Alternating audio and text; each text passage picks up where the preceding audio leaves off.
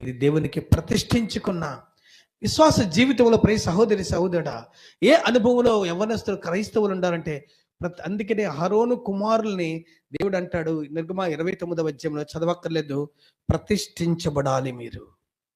దేవుని సేవ చేయాలంటే నిన్ను నువ్వు ప్రతిష్ఠించుకోవాలి. క్రైస్తవుడు ఎవరంటే అనుదినము దేవునికి ప్రతిష్ఠించుకున్న వ్యక్తి. ప్రతిష్ఠ అనే పదానికి అర్థం ఏంటంటే ఎక్స్క్లూజివ్లీ ఫర్ దట్, అంటే దాని కొరకు మాత్రమే, మరి దేని కొరకు కాదని.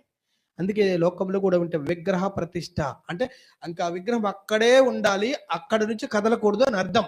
జీవితం అనేది క్రైస్తవుడుగా నా జీవితం దేవుని కొరకు ప్రతిష్ఠించబడాలి. దేవుని కొరకే దేని కొరకు ఉపయోగించకూడదు. ఈ చేతులు దేవుని కొరకు, దేవుడు నీకు ఇచ్చినటువంటి ఆ ఏదైనా జాబ్ కానీ, వ్యాపారం కానీ, లేకపోతే మరే పని కానీ ఆ పని కొరకు ఉపయోగించాలి తప్ప మరి దేనికి ఉపయోగించడం, పాపానికి ఉపయోగించడానికి దేవుడు నీకు పర్మిషన్ ఇవ్వలేదు. గమనించుకో.